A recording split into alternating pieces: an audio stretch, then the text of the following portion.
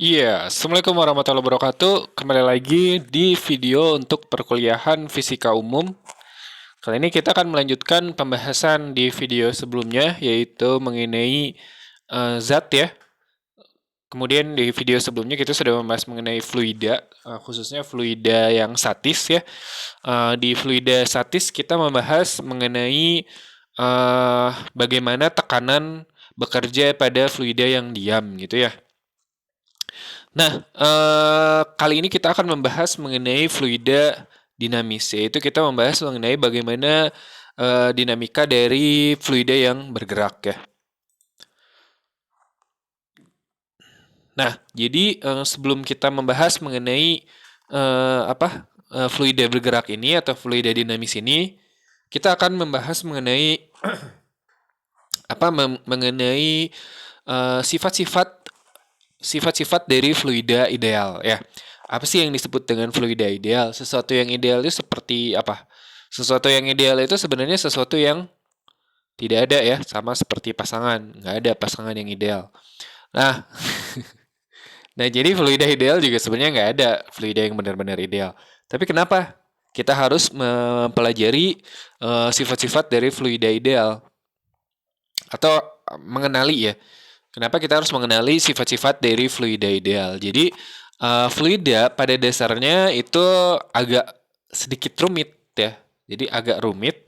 Nah, kemudian kita idealkan ya, kita anggap dia sebagai fluida ideal supaya mempermudah kita untuk menganalisis dari fluida itu sendiri gitu. Jadi, kita asumsikan fluidanya adalah fluida ideal supaya mudah gitu, simple untuk dianalisisnya. Kenyataannya, fluida itu agak lebih rumit daripada fluida yang ideal gitu ya. Jadi yang ideal ini kenapa kita harus mengenali gitu yang namanya sifat-sifat ideal ini, fluida ideal ini supaya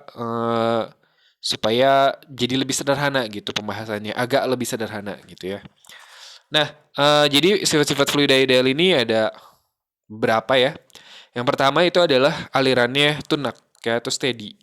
Nah, tunak ini artinya apa? Jadi tunak ini artinya kecepatan fluida ya atau partikel fluida ini pada di satu titik itu adalah tetap. Jadi artinya gini, ini kan ada sebuah garis alir ya.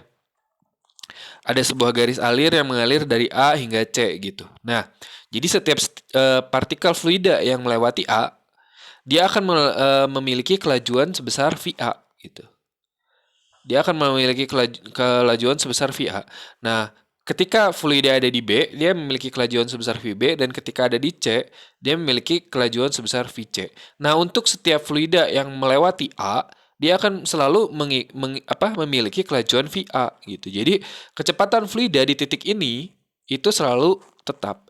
Jadi, ingat ya, kecepatan tetap ini bukan berarti satu fluida, satu partikel kecepatannya sama aja terus, enggak. Sepanjang jalan dia bisa jadi berubah-ubah. Sepanjang jalan, kenangan. Ya, sepanjang jalan dia bisa berubah-ubah, tapi untuk setiap partikel yang melewati suatu titik tertentu, kecepatannya di titik tersebut itu adalah tetap. Jadi gitu ya. Yang dimaksud dengan tunak itu, kecepatannya konstan itu bukan berarti kecepatannya konstan sepanjang jalan, tapi konstan di satu titik. Jadi setiap titik atau setiap partikel yang melewati titik tersebut akan memiliki kecepatan sekian gitu dan tetap gitu. Nah, ini memiliki arti apa? Memiliki arti bahwa setiap titik yang atau setiap partikel fluida yang melewati titik A, dia akan ke titik B. Setiap fluida yang melewati titik B pasti akan ke titik C dan seterusnya gitu ya. Jadi fluidanya akan bergerak dalam sebuah garis alir ya.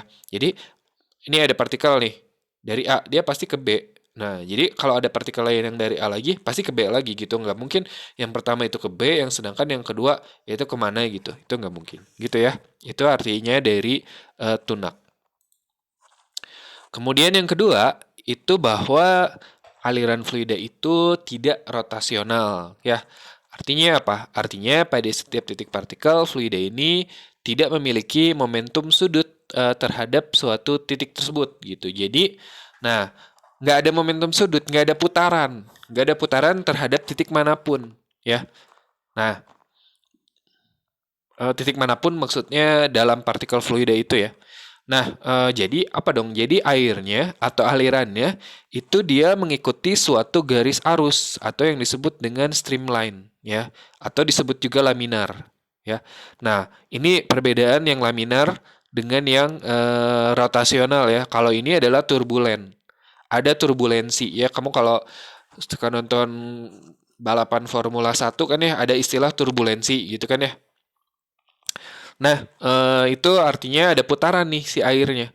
Nah, fluida yang ideal itu harusnya tidak ada putaran atau gerakannya itu berupa gerakan yang laminar ya. Jadi tidak ada putaran pada aliran arusnya. Nah, ini ya contohnya ya kalau di kenyataannya.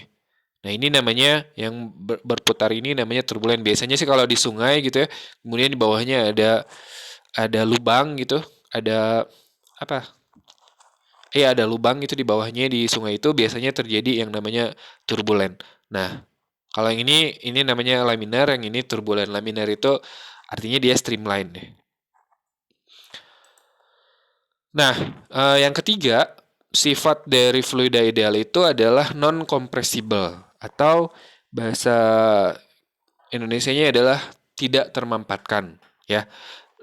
Mampat itu apa sih? Kompres itu kalau di file komputer kan ya, di file dikompres itu artinya apa? Artinya ukurannya diperkecil gitu ya, untuk jumlah yang sama, data yang sama, ukurannya diperkecil.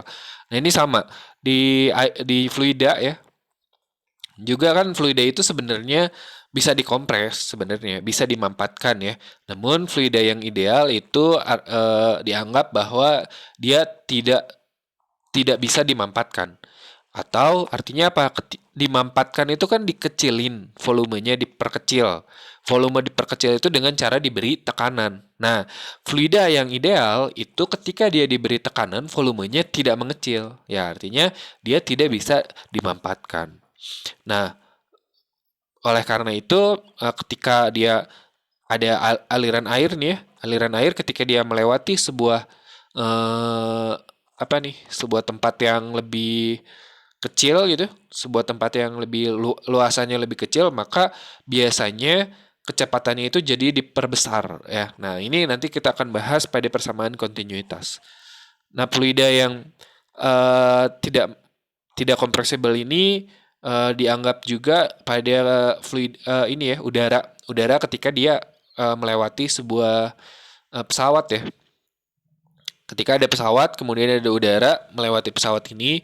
Nah, kalau pesawatnya ini kecepatannya tidak terlalu besar ya, untuk kecepatan-kecepatan kurang dari kecepatan bunyi ya pesawatnya, maka fluida yang melewati pesawat ini dianggap juga tidak kompresibel atau tidak berubah volumenya.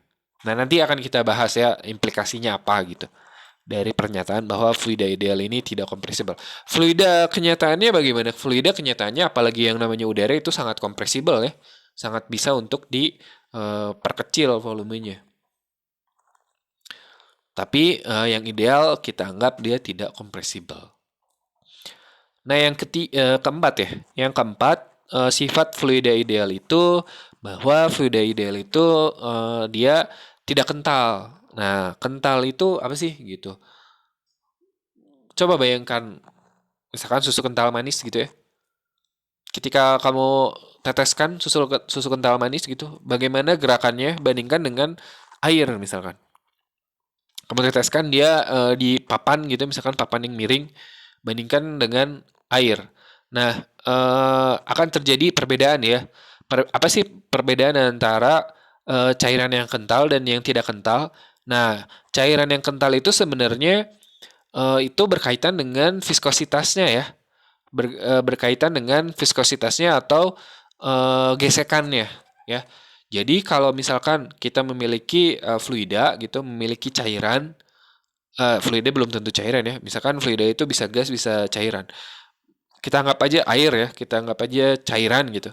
Kita anggap aja ada cairan yang melewati pipa ya, melewati pipa. Maka cairan itu kan bisa kental, bisa tidak kental.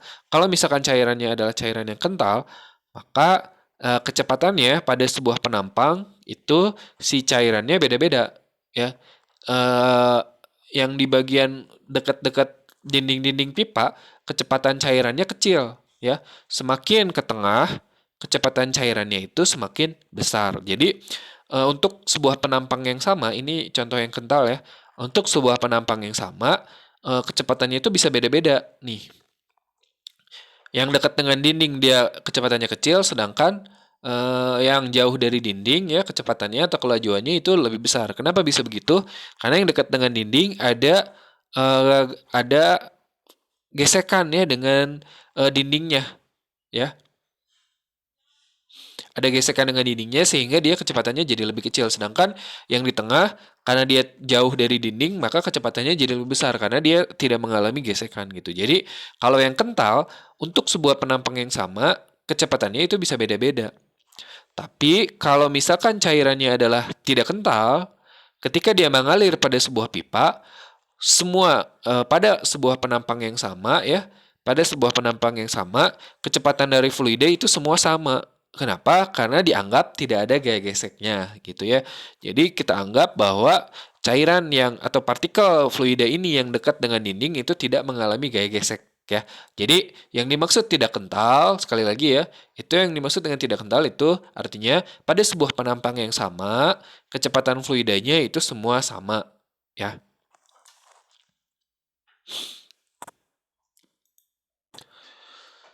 Nah, berikutnya kita akan membahas mengenai debit. Mungkin kamu pernah mendengar yang namanya debit air ya.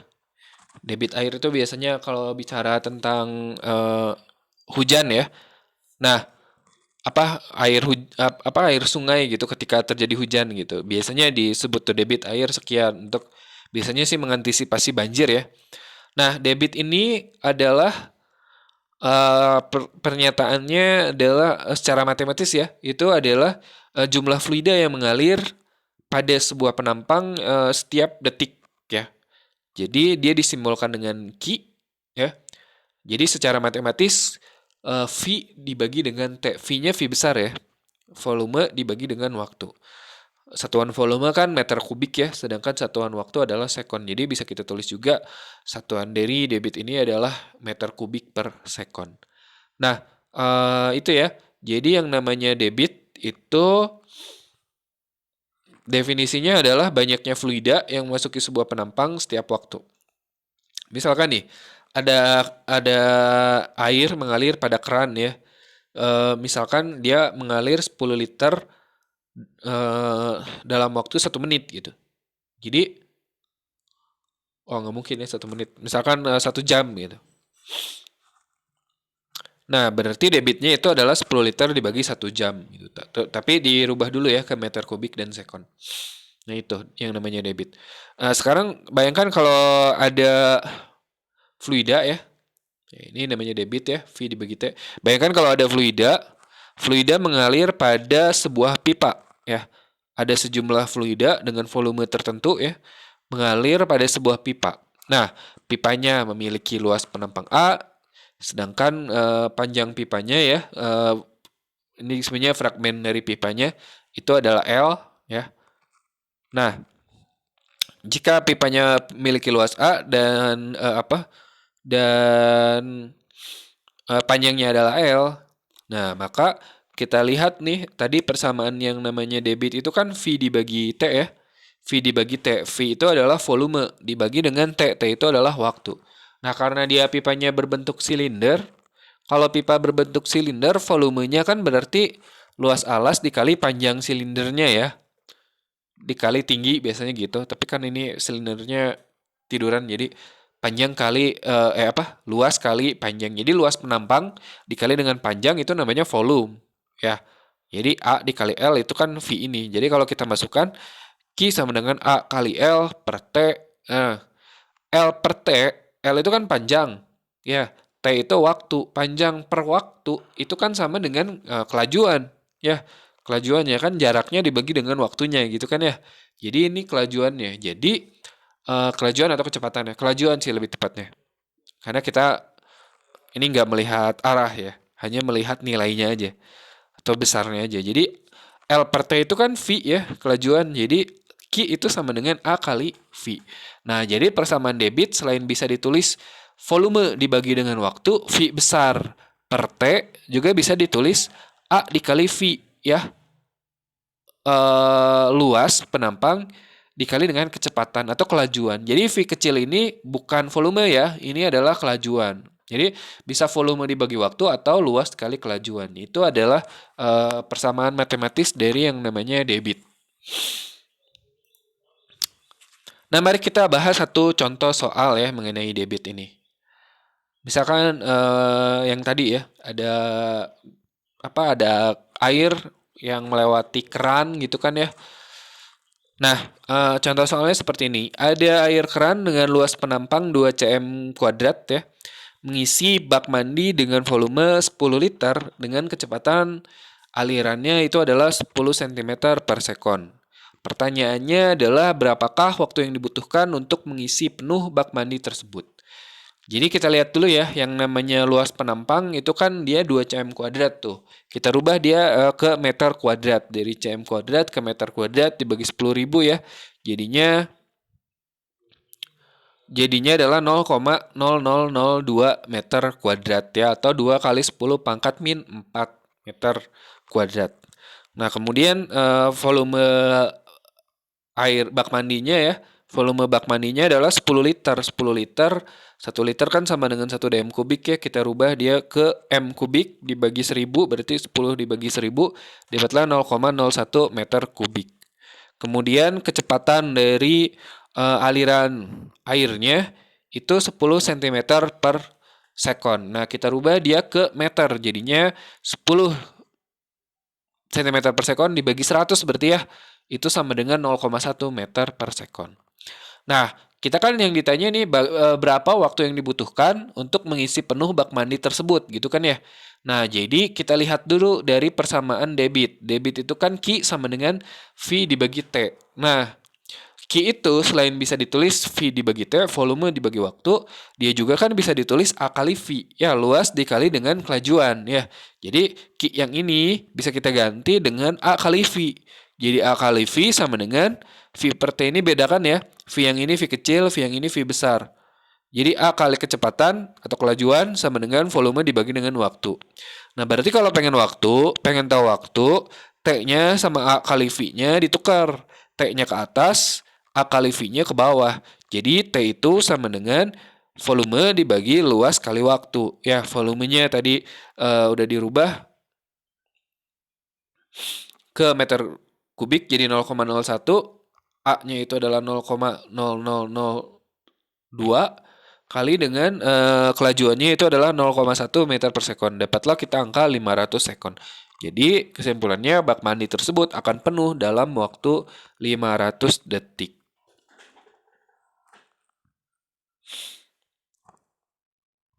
Oke, berikutnya kita akan membahas mengenai persamaan kontinuitas ya. Bayangkan kalau kamu punya pipa ya. Pipa di mana pipa ini bisa dialiri oleh fluida.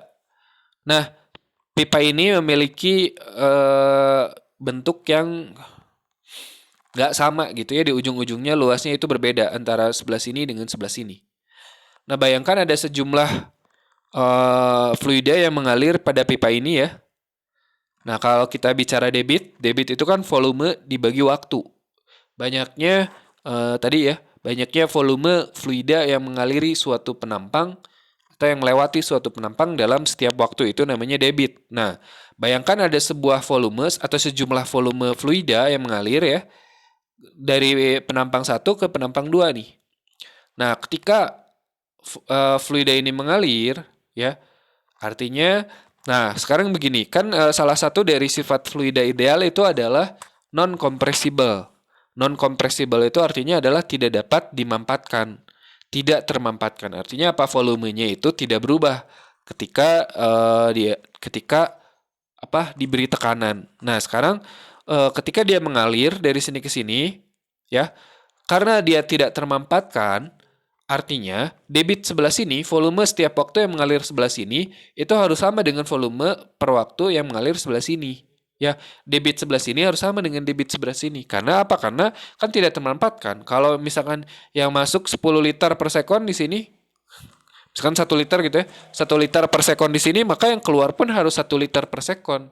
Nggak akan jadi lebih kecil walaupun dia luasannya lebih kecil. Nah, tapi tetap volume air yang keluar, atau kalau ini bicara air ya, volume yang keluar itu harus 10 liter, 1 liter juga. Jadi itu namanya adalah persamaan kontinuitas. Debit yang masuk di sini harus sama dengan debit yang keluar di sana, ya. Jadi Q1 itu sama dengan Q2. Karena debit itu bisa ditulis sebagai luas dikali kelajuan, jadi bisa kita tulis juga ini jadi A1 kali V1 sama dengan A2 kali V2. Ya. Nah, coba perhatikan. Di persamaan kontinuitas ini ya, antara luas dengan kelajuan itu berbanding terbalik kan ya. Kalau pengen tahu A1 kan V1 di ke bawah ini. Artinya A1 dengan V1 ini berbanding terbalik. Artinya apa?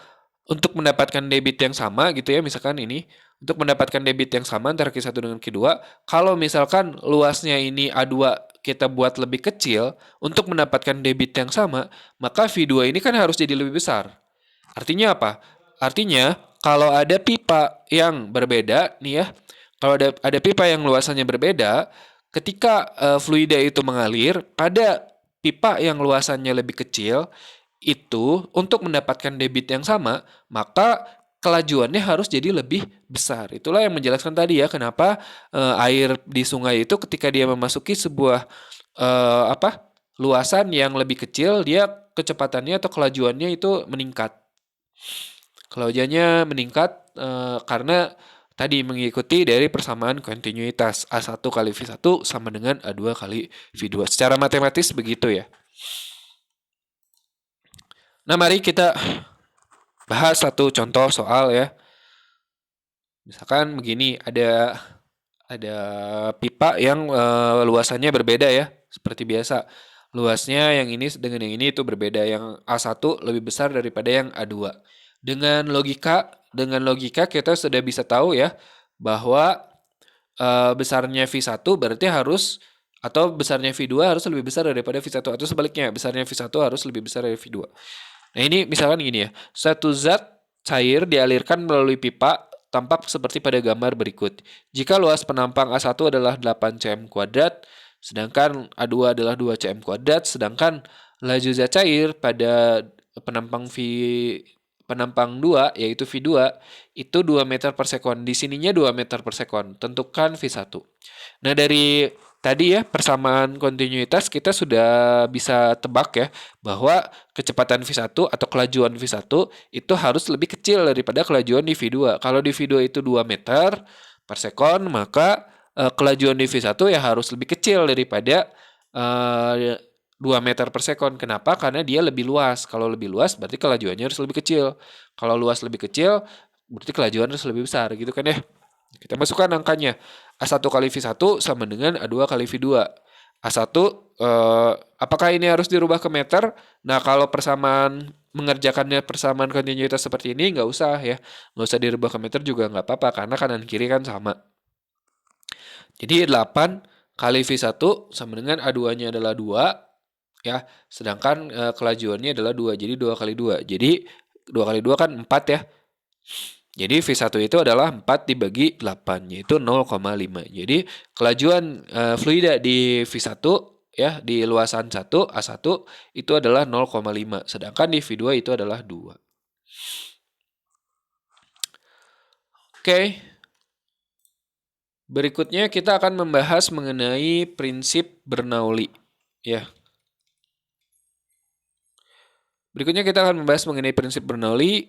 Nah, sekarang saya ingin kamu mempraktekkan ya, mempraktekkan sebuah demonstrasi sederhana ya. Demonstrasi sederhana, coba kamu ambil kertas 1 lembar ya, kertas HPS atau kertas apa aja, 1 lembar, kemudian kamu simpan di depan mulut kayak gini ya. Nah, tentu saja si kertasnya itu kan akan melengkung ke bawah karena dia ditarik oleh gravitasi ke bawah gitu kan ya. Nah, kemudian kamu coba tiup di bagian atas dari kertasnya. Pertanyaannya, apakah si kertasnya ini akan turun ke bawah, makin turun ketika dia ditiup bagian atasnya, atau dia malah naik? Ya, silakan dicoba. Pause aja dulu videonya. Atau nggak di pause juga nggak apa-apa sih. Silakan dicoba ya. Ya, udah dicoba apa yang terjadi. Nah, kalau menurut intuisi kita gitu ya, ketika si kertas ini diberi diberi kecepatan kelajuan fluida di bagian atasnya, menurut intuisi kita kan si kertasnya akan makin ke bawah ya. Nah, ternyata yang terjadi malah enggak. Ketika ditiup bagian atasnya, si kertas ini justru malah naik ke atas. Nah, kertasnya justru malah naik ke atas. Nah, misalkan kita coba ya salah satu percobaan yang lainnya, misalkan kalau kamu punya kertas, kemudian ya kertas yang tadi aja dibuat dilipat ya, dilipat kemudian disimpan seperti ini di atas meja, kemudian kamu coba tiup tengahnya. Nah, apakah kertasnya semakin membuka atau semakin menutup? Jawabannya sudah ada di sini. Ternyata jawabannya semakin menutup. Kenapa? Kertasnya malah semakin menutup. Nah, jadi ketika kita tiup bagian tengah kertas ini, ketika kita tiup, berarti kan kelajuan dari fluidanya itu membesar, ya. Kelajuannya membesar. Ketika kelajuannya membesar, nah tekanannya itu jadi lebih kecil. Ketika kelajuannya membesar, tekanannya itu lebih kecil. Tekanannya lebih kecil dibandingkan dengan bagian luar dari kertas di mana fluidanya tidak mengalir. Kan di bagian luar kertas fluidanya tidak mengalir. Ya, sedangkan di bagian dalam fluidanya mengalir atau udaranya mengalir. Ketika udara mengalir melalui kertas ini, kelajuannya makin besar, tekanannya makin kecil. Kalau tekanannya makin kecil, di tengah-tengah ini kecil, sedangkan di luarnya besar, jadi dia malah tertutup. Sama juga dengan yang kasus yang tadi. Ketika kertasnya kita tiup bagian atasnya, nah di bagian atas ketika ditiup kertasnya bagian atas, fluidanya kelajuannya besar, nah tekanannya kecil. Ya, tekanannya kecil, sedangkan yang bagian bawah tekanannya lebih besar daripada bagian yang atas ini. Sehingga si kertasnya ada perbedaan tekanan antara bagian bawah dengan bagian atas. Jadi kertasnya itu naik ke atas. Ya, karena tekanannya lebih besar di bawah daripada di atas. Nah, itu sama dengan yang tadi. Ini ada perbedaan tekanan antara di dalam kertas dengan di luar. Karena di dalam kertas kelajuannya besar, tekanannya kecil. Di bagian luar ke nggak mengalir malah udaranya. Berarti tekanannya besar sehingga dia ada perbedaan tekanan sehingga dia terdorong gitu. Terdorong ke tengah gitu sehingga dia tertutup kertasnya malah. Nah, ini namanya adalah prinsip Bernoulli ya. Pada fluida, ketika kelajuannya itu meningkat, maka tekanan internal di dalam fluidanya itu akan menurun. Satu percobaan sederhana yang lain ya, kamu bisa gunakan ini. Misalkan kamu punya dua bola yang terbuat dari yang ringan-ringan aja ya, misalkan dari gabus gitu ya. Kemudian digantung, kayak kamu kan sering digantung. Nah, digantung dua gitu. Kemudian kamu tiup tengah-tengahnya, apa yang akan terjadi? Coba tebak apa yang akan terjadi ketika ditiup tengah-tengahnya. Maka antara kedua bola ini, apakah dia saling menjauh atau dia saling mendekat? Jawabannya adalah ya saling mendekat ya. Jadi itu ya, memang prinsip Bernoulli ini counterintuitif gitu istilahnya. Tidak sesuai dengan intuisi kita. Kalau intuisi kita ketika kelajuan itu besar, tekanan besar. Nah, ternyata enggak. Ketika kelajuan besar, itu tekanan justru malah kecil gitu. Jadi, ketika kita tiup tengahnya, maka kelajuannya besar, tekanannya kecil. Tekanannya kecil dibandingkan dengan yang bagian sisi kiri dengan sisi kanan. Itu lebih besar di bagian sisi kiri dan sisi kanan. Jadinya dia terdorong ke tengah karena tekanan di sini kecil, tekanan di sini dan di sininya besar. Nah, prinsip Bernoulli ini sangat banyak sekali ya digunakan dalam kehidupan sehari-hari. Contohnya adalah pada penyemprot parfum ya. Nah, ini model yang lama ya. Kalau parfum-parfum zaman dulu. Nah, seperti ini kita alirkan fluidanya. Kita alirkan fluidanya dengan ini kan ditekan ya, ini ditekan sehingga kita mengalirkan fluida. Artinya bagian sini itu ada kelajuan fluida yang besar. Kelajuan fluidanya besar, kemudian sesuai dengan prinsip Bernoulli bahwa kalau kelajuannya besar, tekanannya rendah. Ya, karena tekanannya rendah, ada perbedaan tekanan antara bagian atas dengan bagian bawah pipa ini. Nah, bagian atasnya tekanannya kecil, bagian bawah tekanannya normal ya. Nah, normal itu artinya kan lebih besar daripada yang atas. Nah, karena tekanan yang di bawah lebih besar sehingga ketika ini disemprot udara bagian atasnya, nah airnya naik ke atas atau si parfumnya atau bisa juga ini prinsipnya pokoknya semua semua apa ya, semua alat-alat yang prinsipnya nyemprot ya. Contohnya selain parfum itu misalkan obat nyamuk ya, obat nyamuk yang semprot kan, itu prinsipnya sama aja. Nah, ketika dia dialiri fluida bagian atas, kelajuannya besar, tekanannya kecil, ada perbedaan tekanan sehingga cairannya naik ke atas.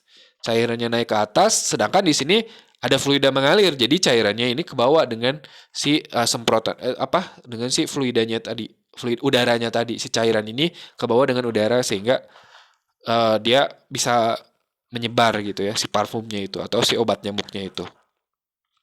Jadi itu ya prinsipnya sama, prinsip Bernoulli atau pada venturimeter. Jadi venturimeter ini adalah alat untuk mengetahui kelajuan dari eh, cairan ya atau fluida sih cairan ya.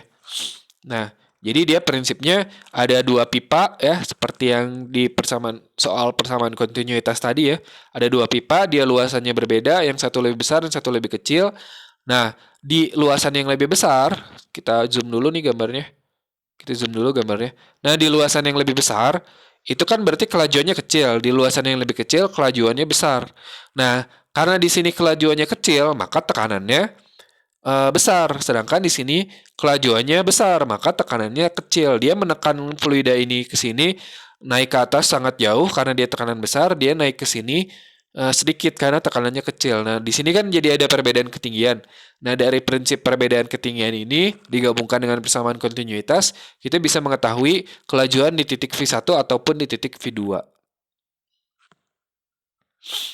Kemudian prinsip yang sama itu adalah pada gaya angkat pesawat terbang ya. Kenapa pesawat terbang itu membutuhkan lintasan supaya dia bisa terbang ke atas ya.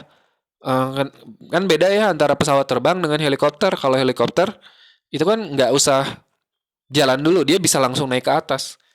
Sedangkan kalau pesawat terbang dia membutuhkan lintasan tertentu, panjang lintasan tertentu supaya dia naik ke atas. Kenapa? Karena dia harus mengalirkan fluida pada sayap-sayapnya, ini sayap pesawat ya. Pada sayap-sayapnya. Nah, jadi ketika dia bergerak si pesawat ini pada sebuah lintasan, nah si udaranya itu kan terbelah ya ke bagian atas dengan ke bagian bawah. Nah, di bagian atas ini didesain sedemikian rupa si sayap pesawat ini supaya fluida yang mengalir di bagian atas itu memiliki kelajuan yang lebih besar daripada fluida yang mengalir di bagian bawah. Kalau fluida yang mengalir di bagian atas kelajuannya lebih besar, artinya tekanannya lebih kecil. Ya, fluidanya kelajuannya lebih besar, tekanannya lebih kecil. Yang bagian bawah kelajuannya lebih kecil, tekanannya lebih besar. Karena tekanan yang bawah lebih besar daripada tekanan yang atas, maka pesawatnya ada gaya angkat naik ke atas gitu. Makanya dia si pesawatnya itu harus bergerak dulu supaya dia menggerakkan fluida yang ada di sekitar sayapnya ini. Sebenarnya sih kenyataannya yang bergerak adalah pesawatnya ya. Fluidanya sih diam kan udara. Udaranya diam, pesawatnya yang bergerak. Tapi secara relatif ya, secara relatif kita bisa lihat bahwa udara yang bergerak terhadap sayap gitu. Nah, itu adalah pembahasan mengenai fluida dinamis ya. Semoga bisa dipahami. Silakan dikerjakan tugas-tugasnya. Assalamualaikum warahmatullahi wabarakatuh.